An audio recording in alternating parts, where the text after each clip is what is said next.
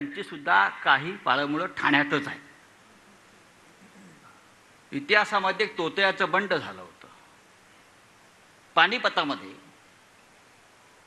सदाशिवराव भाऊ नावाचे फार मोठे योद्धे होते, जे हत्तीवर बसले होते पानिपतात, आणि लढता लढता त्यांना वीरगती प्राप्त झाली. अहमद शाह अब्दाली तिथे होता. अर्थात हसताय तुम्ही, फार तुमचं प्रेम आहे अहमद शाह अब्दालीवर. त्याच्यावरती असं हसत राहिलं पाहिजे आणि प्रसंगी थुकलं पाहिजे. सदाशिव भाऊंचा स्वर्गवास झाला आणि त्यानंतर एक बनावट सदाशिव भाऊ हा पुण्यामध्ये अवतरला. बनावट की मी सदाशिवराव भाऊ आहे आणि राज्य माझं आहे म्हटला. मीच वारसदार आहे या पेशव्यांचा आणि या राज्याचा, मराठा राज्याचा. तेव्हा खूप मोठी चौकशी झाली, शोध घेण्यात आला. तेव्हा कळलं की तो बनावट होता आणि तो महाराष्ट्राचं राज्य गिळंकृत करायला आला होता. आणि त्या बनावट सदाशिव भाऊ म्हणजे तोतयाचं नाव होतं सुखलाल. म्हणजे ठाण्यातले पण सुखलाल आहेतच आहे, सुखलाल. आणि तो सुखलाल जो होता त्याच्याबरोबर जे 10 लोक होते त्याच्यामध्ये एक शिंदे होता, गंगोजी शिंदे होता एक. आणि त्याचं जे नेटवर्क होतं सगळं ते ठाण्यामध्ये होतं, पालघर भागामध्ये. हा योगायोगा की मला माहित नाही. आणि हा जो सुखलाल आहे तो गुजरातचा, सुरतचा. म्हणजे हे अशा प्रकारे बनावट लोक निर्माण करून महाराष्ट्राचं राज्य ताब्यात घ्यायचं, मराठी माणसाचं राज्य ताब्यात घ्यायचं, ही कट कारस्थानं इतिहास काळापासून सुरू आहेत. आणि प्रत्येक वेळेला महाराष्ट्रानं ही कट कारस्थानं उधळून लावलेली आहेत. आणि आपल्याला हे भगवा सप्ताह निमित्तानं हा एक विचार आपण आपल्या मनाशी पक्का केला पाहिजे की आपण भगव्याचे खरे रक्षण करत आहोत. आपण तोतये नाही आहोत. त्याच्यामुळे या तोतयांसमोर आपल्याला घाबरण्याचं आणि झुकण्याचं अजिबात कारण नाही. आपण खरे आहोत. दुनिया सत्याचीच आहे, दुनिया खऱ्याची आहे. महाराष्ट्राच्या विधानसभेत आपण जिंकणार आहोत हा आत्मविश्वास घेऊन आपण समोर जायला पाहिजे. मला कोणीतरी सांगितलं परवा दिल्लीमध्ये, विचारलं क्या होगा महाराष्ट्र में.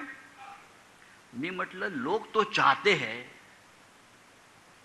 कि ये जो लोग महाराष्ट्र में बैठे हैं ना उनको शेख हसीना के तरह यहां से भगाओ.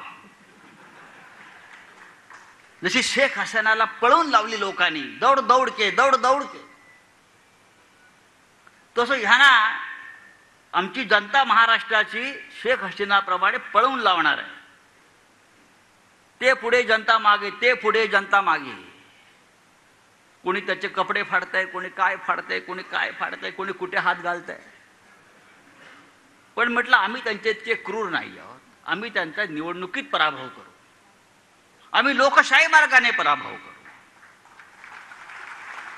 आम्ही महाविकास आघाडी म्हणून 180 जागा जिंकू, जास्तही जिंकू. उद्धव ठाकरे यांचं नेतृत्व या महाराष्ट्राला हवं आहे, लक्षात घ्या. लोक विचारतात तुमचा फेस कोण. बरं का, तुमचा फेस कोण. म्हणजे तुमचा फेस कोण म्हणजे असं आहे, ज्यानं गेल्या 5 वर्षामध्ये दिल्लीच्या तोंडाला फेस आणला महाराष्ट्रात, तो एकमेव फेस म्हणजे उद्धव ठाकरे. दुसरं कोणी फेस तोंडाला आणला का? बाकी कोणामध्ये हिंमत होती का दिल्लीच्या तोंडाला फेस आणण्याची? तेव्हा आमचा फेस एकच. या महाराष्ट्राला दुसरा चेहरा आहे का ठाकरेंशिवाय? फेस हा असा असतो. बाकी सगळे मुखवटे लावून फिरतायत, म्हणजे मुखवटा यांचा आणि चेहरा अब्दालीचा. बरं का, खाली दाढी दिसते पण मुखवटा वेगळा आहे. भगव्या सप्ताहाचं महत्व एवढंच आहे की मनामध्ये आणि मनगटामध्ये आत्मविश्वास घेऊन आपण पुढल्या 2 महिन्यामध्ये काम केलं पाहिजे. लोकांच्या मनामध्ये शिवसेना आहे.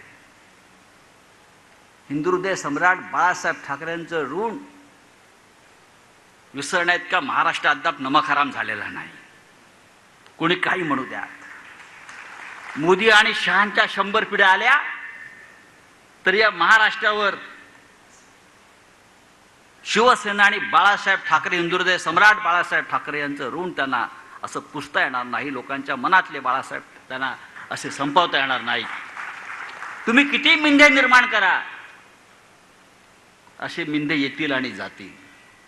हा छत्रपती शिवाजी महाराजांचा महाराष्ट्र आहे. या महाराष्ट्रात छत्रपती शिवाजी महाराज जन्माला आलेले आहेत. औरंगजेब गुजरातला जन्माला आला, लक्षात घ्या. आम्हाला त्याचा आदर्श नाही. आमचा शिवाजी महाराजांचा आदर्श आमचा आहे, बाळासाहेब ठाकरेंचा आदर्श आमचा आहे. आणि आजच्या भगव्या सप्ताहाचं आपलं तेच ध्येय आहे, तोच उद्देश आहे. आले गेले जमले, घोषणा दिल्या, हे नाही आहे. पुढल्या 2 महिन्यातली लढाई अत्यंत महत्त्वाची आहे, निर्णायक आहे.